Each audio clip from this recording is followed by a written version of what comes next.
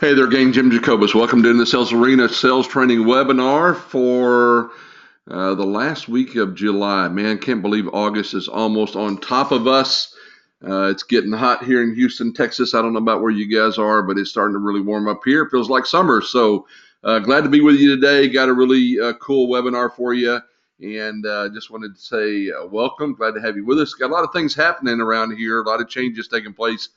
Some of those I'll share with you today during our webinar, but glad to have you with us as I see people popping in here literally from all over the place. Glad to have you on board, and love using these baby pictures. You're going to see more of those. Somebody told me I need to get more baby pictures.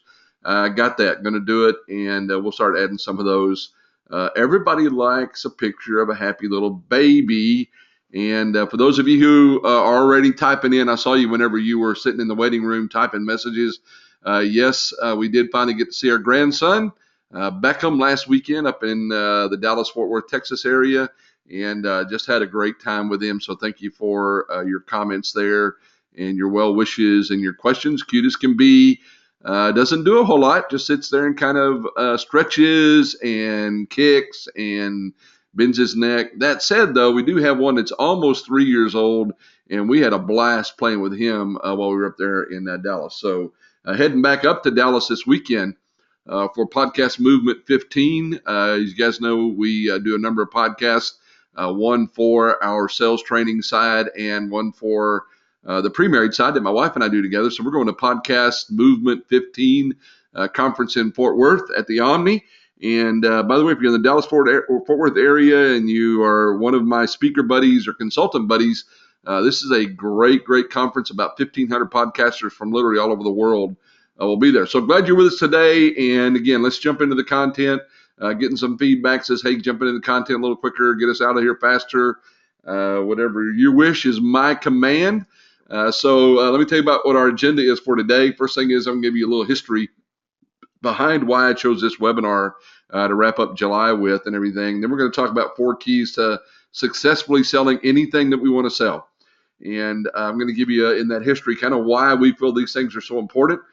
And then what happens if we're in weak in any one of these 4 key areas, and then obviously any Q&A that you might have for us. So let me give you a little history here. One of the things that we do a ton of is we design and develop and roll out very large sales training programs for very large clients. I just got back from the National Speakers Association convention in Washington, D.C., Influence 2015, and I did a program on how to speak the language of big deals. In other words, teaching other speakers and trainers and consultants at the convention how we manage to land these big speaking opportunities, training opportunities, and consulting opportunities, one of which we're in the middle of right now. And so a lot of people were asking, what do we teach in sales? How do we make this happen? What's our methodology and what's our process? And in the meantime, just in the last 2 days, we have sat down with another client and looking to roll out something for them in the way of sales training, another pretty good sized gig. And we're really excited about it, except I'm not sure where we're going to squeeze it in, quite frankly. We're going to have to get some additional talent on board in order to make that happen. So we're kind of struggling with it. But one of the things that made itself very obvious in this latest discussion with the client is this whole idea that there are 4 key elements to being successful in sales that are universal. I don't care if you're selling houses or cars or consulting or chemicals, or if you're a Halliburton guy selling construction, wherever you're at in the sales arena out there, these 4 things ring true. And as we sit down with a client and they start telling us about what their needs are, what their challenges are, what their desired outcomes are, what the results they want to have are, everything that they discuss ends up in one of these 4 buckets. Now, everything we create, everything we design is custom. It's custom for that client, custom language, custom training, custom learning aids and everything. It's all custom for the client. But at the end of the day, I do know they're going to come out of these 4 buckets. And I was talking with one of my friends yesterday, and he said, man, I want to hear more about what those 4 buckets are. Now, I recognize that when we do these webinars and we do the podcasts, and we've talked about this before, most people want that kind of nuts and bolts ground zero. How do I handle this? What do I say when kind of stuff? But I felt like it was a good time. We're in July. It's the seventh month of the year, and we haven't done any kind of overview stuff in a while. And I thought this would be a really good time to do it. And, quite frankly, I thought it would be good to cover these things. So that's kind of the history behind why this webinar today and why we're going to talk about it. Because if we don't consistently deliver in these four areas, our sales are going to suffer. So let's talk about those. As we tee this up, I want to give you some foundation that you've seen us use before, but I want to go back over it again. It's what we call the be, do, have equation. And I was actually teaching this in a sales training class yesterday. In other words, we have to be the right person on an internal level. We have to do the right things on an external level in order to have success, in order to have the right margins and volumes, in order to have the cars and the houses and whatever that success means to you. We've got to be the right person on the inside, do the right things on the outside in order to have success. That's a equation that we've been teaching for a long, long time now. And that whole idea of if we don't have what we want, all right, if right now you're sitting there listening to this webinar, you're listening to the replay of this webinar, you don't have, or I don't have the success that we want, it's because we're not being the right person, or we're not doing the right things, or we're not both, all right? So it's a great way to kind of look in the mirror and go, okay, where am I lacking here? What's not working in my sales career, in my business, in my entrepreneurship, in my consultancy, in my territory? What's not working, and how do I improve it? So this is a great kind of foundational place to start for us. All right, now let me dive into those four key elements. And the first one, I really kind of struggled when we were putting this together, whether to do the first one first or the second one first. And again, I'll talk about that. It'll make more sense in a minute. But I really kind of landed on this one first because I think it is a significant differentiator when it comes to being successful in sales, and that is learning to sell value. Now, if you're new with us, and I know we got a lot of new people on the webinar, glad to have you with us here, kind of busting out of the seams. That's a good thing. We have several webinars on our website that you can go and reference about learning to sell value, value-based selling, value proposition selling. The whole idea is learning to sell the value that we bring to the table. And too many times in all of the sales organizations that we work with, whether you're selling Mercedes-Benz out there, or you're selling consultancy, or you're selling your speaking practice, or you're selling my guys at Axel Nobel, you know how much we landed on value-based selling with some of the products that you guys have.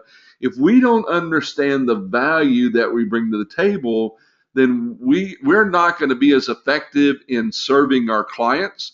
We won't be as effective in adding new clients. We're not going to get the margins that we need. There's a ton of things that go wrong when we don't learn to sell value. We need to understand the value of our company. We need to understand the value of our products and services. And really, really important, and I think overlooked, knowing the value that we bring to the table personally. In other words, what is it that we bring to the table that delivers value to our clients on a personal level? And again, we want to know the value of our products and services. We want to know the value our company brings to the table. Those are kind of the nuts and bolts of selling to a client. But at the end of the day, the old adage, I think, is true because it just consistently is accurate over and over again, is that people buy for personal reasons, but they justify for business reasons. And so we need to be able to effectively communicate our value proposition to our clients. Now, when I'm sitting down and talking with this existing client that we're talking about doing some work with, the whole idea of this value-based selling thing comes up, and recognizing that if we don't understand the value we bring to the table, we get in what we call the price trap or the price race. And eventually everybody loses when we start competing on price. There's no differentiation. When there is no value, it'll always resort back to what's the price. When there's no clear value, the conversation is always going to come back to price. And so we find ourselves constantly in a price discussion with clients. It means that we're not adequately communicating our value that we bring to the table. And, I'll harken back to, we've got a interview on our website with Robert Rice of Buckley Oil. I would point you at. They sell chemicals and very much a commodity-driven business. Everybody sells the same stuff, even tenths of a penny in difference in price. And I asked him in our interview, I said, so how do you get past the whole idea that you sell a commodity? And he said, I think selling a commodity is an advantage to me. And I remember, in my best Ron White, the comedian imitation, I went, okay, I'm listening. He said, if everything's equal, I'm going to get the majority of the business because I'm better than you are. And he said, I know how to take care of my clients. I know how to differentiate the value I bring to the table personally. And so if it just comes down to the price is equal, I'm going to win more than my fair share because I bring more to the table than my competitors do. Now, that might sound like a very arrogant statement. Quite frankly, it wasn't. It was an accurate statement, and he does do a great job of that. And he lands massive accounts and does massive business with these guys because of who he is and what he brings to the table. So we really need to understand the value our company brings to the table. We need to understand the value proposition that our products and services bring to the table. And we really, really need to know how to master the value that we personally bring to the table as well. All right, let me see if we got any questions out there, any comments real quick. If you got a question, type it in the bottom down there, and I'll be able to read them. We'll see if you have any questions or comments. That makes sense. And okay, good deal. Thank you. Appreciate that. Okay, doesn't look like we have any questions. We'll move on to the next one here. If you do have a question at any point in time, just type it in there, and I'm glad to answer those for you. Key number 2. All right, and again, this could have been number 1. With number 1 could have been number 2. I don't have a problem with either one of those. I just thought that the value discussion is a good place to start because once we understand our value, then we need to execute a proven process.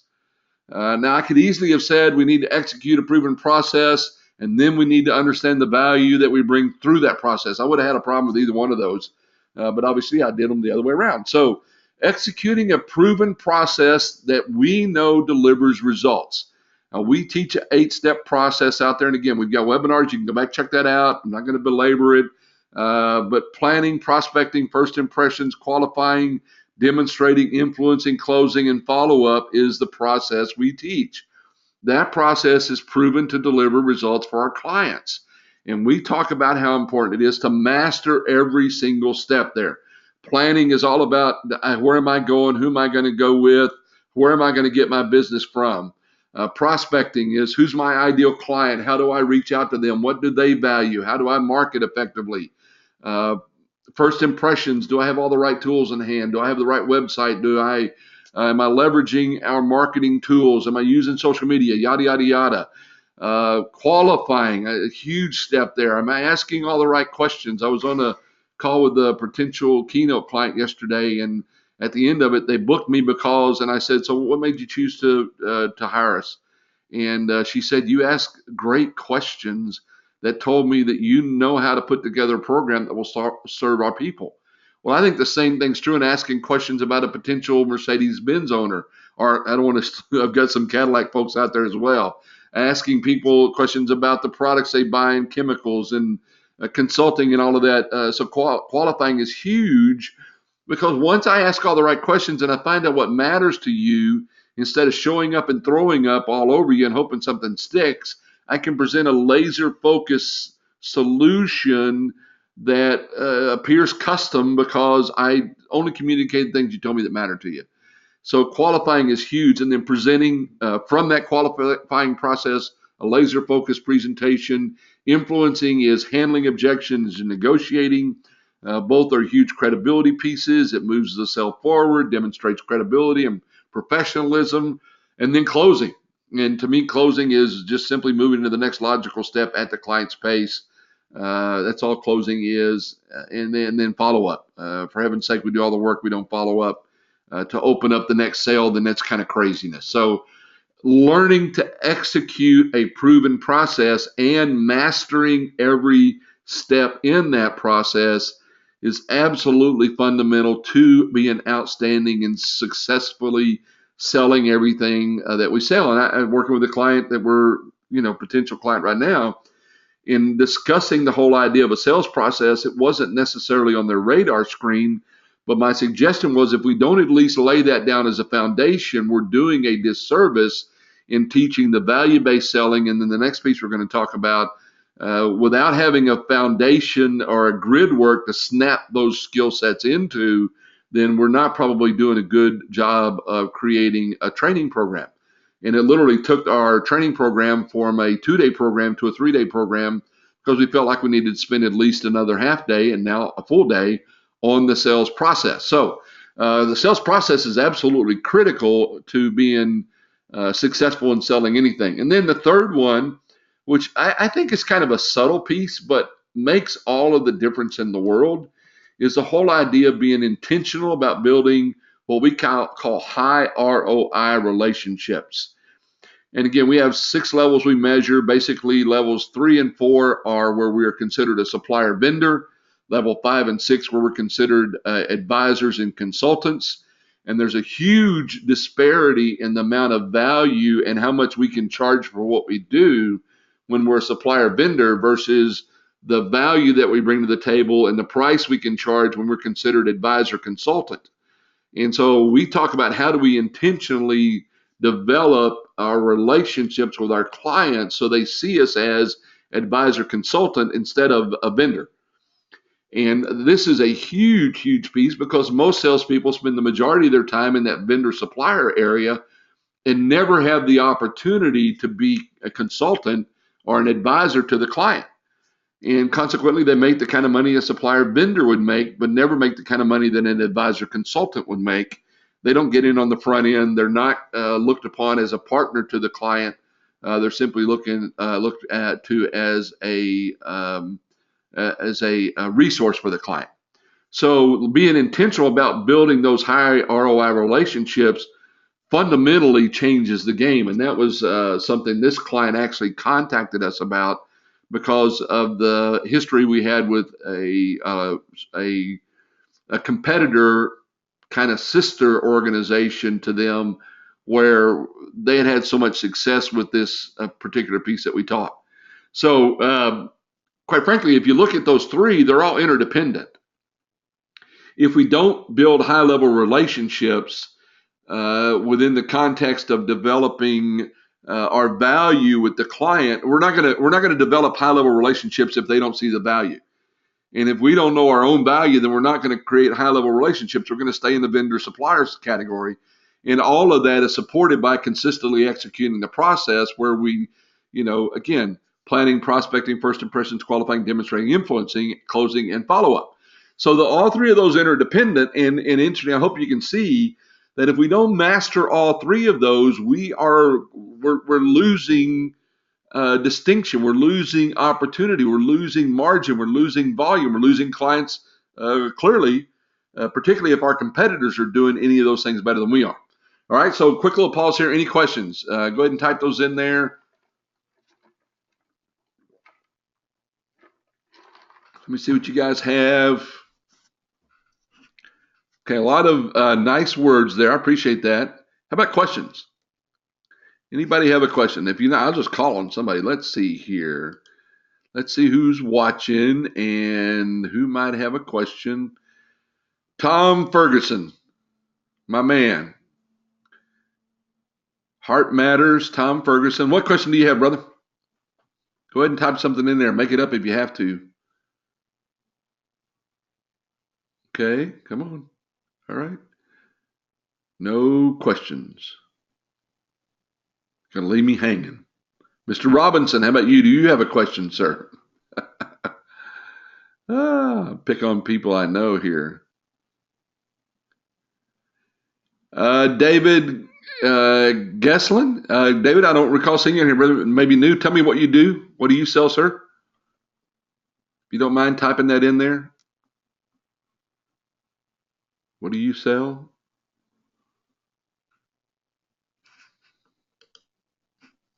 SAP. Awesome. David, who are you with?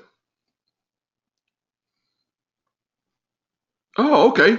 Well, heck, I'm sorry. I do know you. Or maybe I don't know you, but I know Titan and everything. Awesome, man. Glad you're with us. Any questions you have, sir? Yeah. Oh, you're down here in Houston. Awesome. I'm sorry. We've got a private conversation going on with David here. And those of you who are on me to make sure we get these done in 20 minutes are going to go, hey, quit the private conversations with people stuff out there. Okay. No questions. I'm going to move on. Good deal. Awesome. Okay, fair enough. All right, guys. So let's look at the next piece here. And those are all the things we need to do. Now, B, all right, this is huge. And I have a hard time sometimes getting our clients to understand how important it is that we need to be at a core level inside. This is who we are on the inside. We measure 26 core competencies that are all internal competencies, if you will.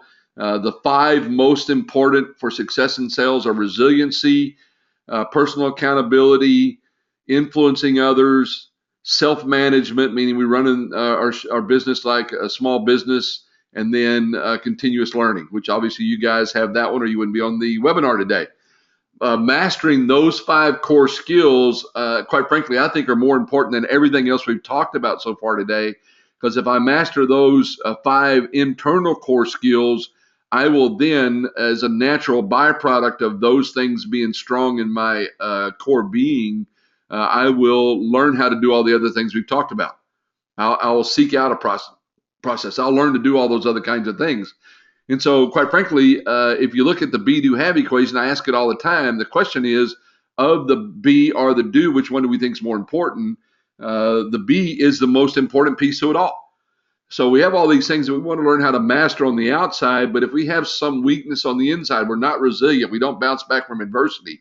We don't take responsibility for our results, personal accountability. We don't learn how to connect with and communicate effectively with other people, so we don't have the ability to influence others. Or we don't manage our territory like a small business. We don't look at our speaking business like a business. We don't manage everything. We don't have great self-management skills. We're going to suffer. If I don't continually learn, I'm going to be behind the eight ball, the learning curve in short time because things are changing so fast. I was blown away by how much there was to learn at Influence 2015, the NSA convention. How much is going on that we need to learn and get better at, and things are changing. All of our businesses are the same way. So without continuous learning, then I'm going to wind up falling behind. All of these things matter. My belief is, and my experience tells me, people who have a high level of competency in those core skills wind up being the best salespeople because they figure all the rest of it out. So those are the four keys, and certainly if you have any questions, type them in there. So what happens when we don't master any one of these four? First thing is, if we don't master value, we're going to lose margin. We can literally lose sales because we don't understand our value. And somebody who has an inferior product to us will wind up selling to a client. We don't understand, why did they buy their product? Why did they buy that consultant? Why did they buy that chemical? Why did they buy that Cadillac instead of Mercedes-Benz, or Mercedes-Benz instead of my Cadillac? Why did they buy that? Because we didn't communicate value effectively, and they did. So we lose tons and tons of margin by not knowing our value, and many times we lose a sale altogether because of that. Second thing is not a consistent process. We have inconsistency. We're not good at presenting, and so no matter how great our product is, they don't buy. We don't handle objections well. We're not asking the right questions to qualify. We're not even with the right customer because we're not with the right prospect. We don't have a plan, so we don't know who to prospect with anyway. Not having a consistent process and mastering every step will cost us sales and cost us with inconsistency. And then no relationship, guess what? Same thing, lost margin, lost sales. They're all intertwined. And that really was the byproduct of a couple of conversations I've had with an existing client this week and with our potential new client is, without all three of these, we're messed up. We're not going to be as successful as we can be, which is, again, why I chose to do this webinar today. And at the core, if we're not the right person at the core, we're absolutely wasting our time with all the rest of it. All right, so those are the four things I feel like we need to do. We've got to learn how to sell value. We have to execute a consistent process. We've got to build high-level ROI relationships with intentionality, and we need to work on who we are at a core level in order to be successful at whatever we do. All right, now, any questions? Give you a few seconds here. If not, we'll push on, and I'll let you guys get back to what you're doing.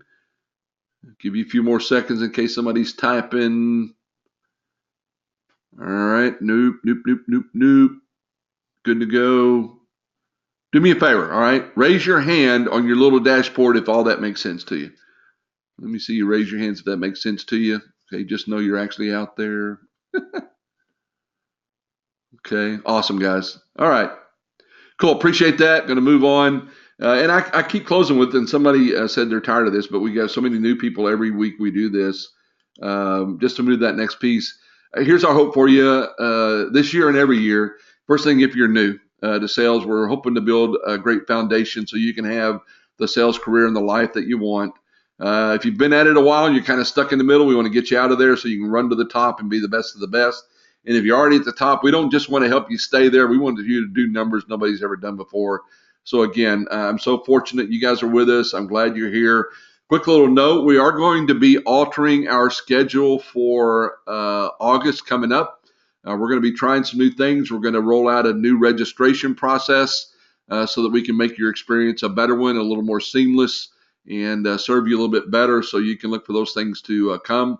We're going to try to accommodate a few more people from a scheduling standpoint so you can look for those. And if when we roll those out, it doesn't please you because this was the best time for you, let me know. And we want your feedback. We want to know what's going to best serve you. So we're glad you guys are with us. I'm so fortunate and blessed that you would take time to listen up. And just glad you're here. Now go out there and do something significant, guys, to help build the sales career and life you want. We'll catch you next week. Take care.